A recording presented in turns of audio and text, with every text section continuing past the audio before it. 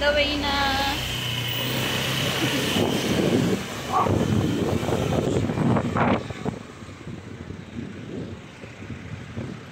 Doon yung guard na nagtatry mag-book sa akin kanina sa Move It.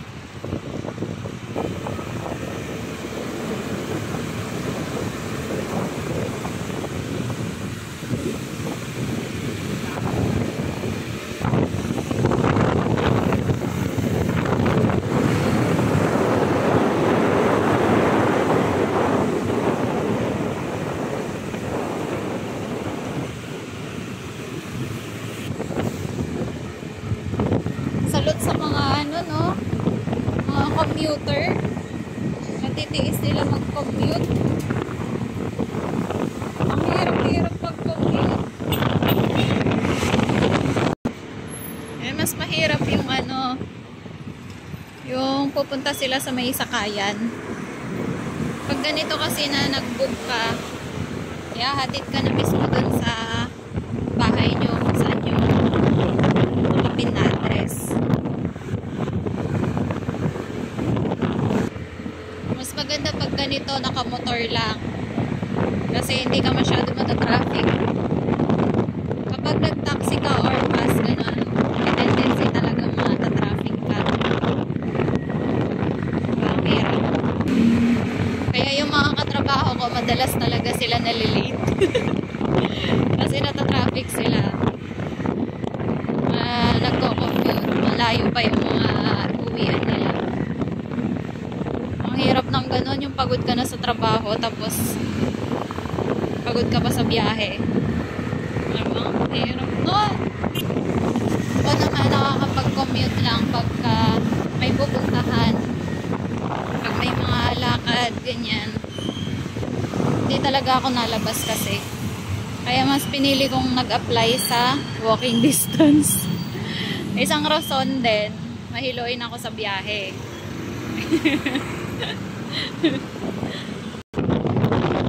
Kaya madalas ako nahihilo kapag lumalabas ako ng ganito. Kasi nga, bihira lang ako nalabas.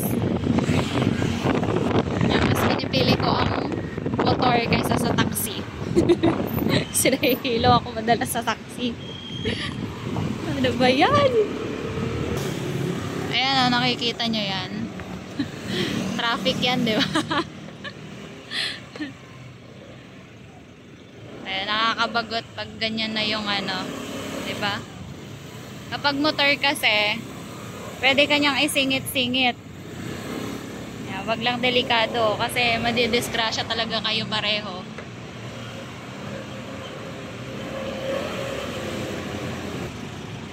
Yung mga nagtatanong kung safe ang magbubuk ng Move It, depende na siguro yun sa ano, sa rider.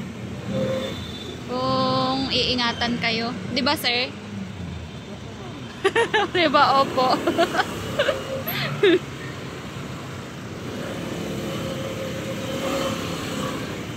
Wala pong rider na gusto mo disgrasya. Oo. Kasi kahit rider, ano, trabaho din nila yan eh. Siyempre iingatan yung pasahero at yung sarili nila para sa family nila, di ba? Ang masama kung yung disgrasya lumapit sa inyo. Yun ang hindi natin inaasahan na pangyayari. Kasi meron din dito yung tinatawag nilang kamote sa kalsada. Yun. Kahit nag-iingat yung isa, kung kamote yung isa, idadamay ka niya. Yun ang mahirap.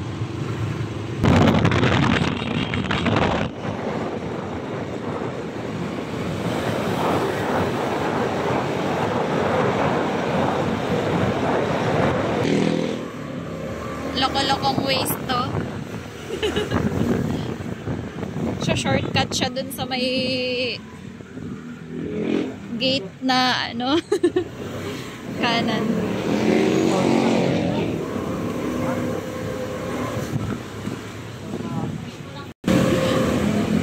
Pag pinasok mo yan, sir, ano na, papasok ka na sa bahay. Bahay ng may bahay. Akala ko may sagot eh. Wala po yun. Baka magulat pa yung may bahay dun. Loko tong si Waze ah. Sabihin mo, saan kayo pupunta? Magtatalan kayo, hindi sa inyong bahay ko.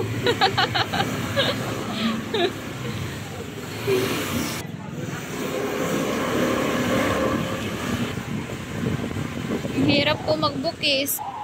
Ano, 1.5 oras po ako nag-aantay. Ay, ganun? Oo. Tagal eh. Wala po sana. Ang choice ko po, ano eh. Papuntang Cubao na dapat ako eh. Buti, ano, may nag-accept pa.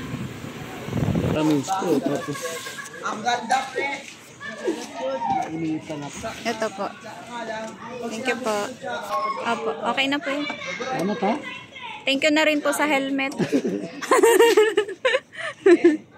Kapay tayo. Kukunin ko na po yung helmet nyo. Ihinto na yung pamusala ko. Ito po. Thank you po, mama. Ayan, thank you. Ito na ako. Thanks God. Nakauwi na ako sa wakas. Ang oily na ng mukha ko. Ayan. Thank you po sa sa rider na naghatid sa akin. Ang dami daw palang pumasok na sa kanya, booking, kaya lang hindi niya in-accept kasi nga malalayo. Buti na lang pala in-accept niya yung sa akin kasi malapit lang daw. Kaya ayun. Tsaka thank you din sa guard na nandun sa may ano ba tawag ng mart na yun? Sarang Mart. Parang Korean yata yun. Sarang Mart na guard na nandun na tumulong sa akin na mag-book sa kanyang Move It Up. Tapos nung nung ibubook na niya, may nag-accept na ng booking ko. Kaya ayun. Thank you pa rin.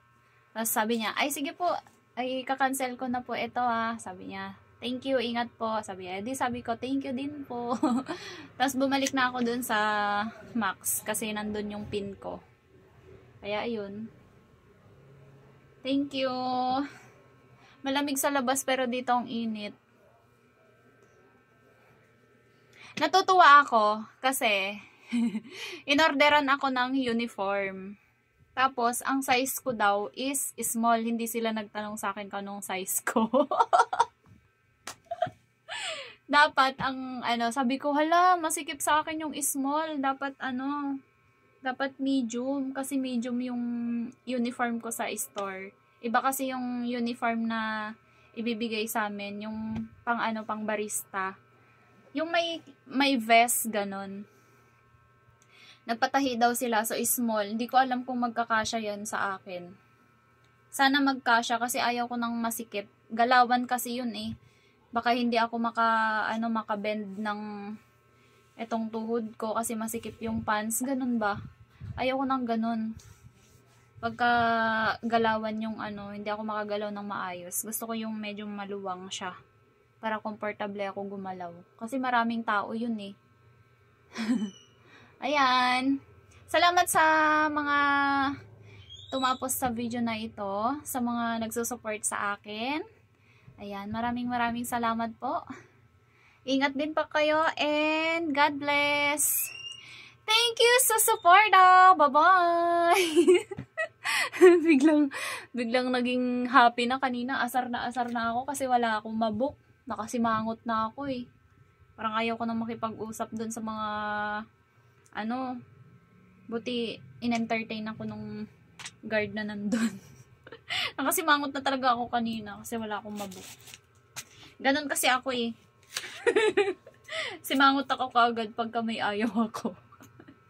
Ay nako, sige na, bye-bye. Hindi ko naman yan ililihim sa inyo, my goodness. Totoo tayo. Ayan. Para walang halong ay grabe yung bilbil ko. Sige na, bye-bye na. Bye!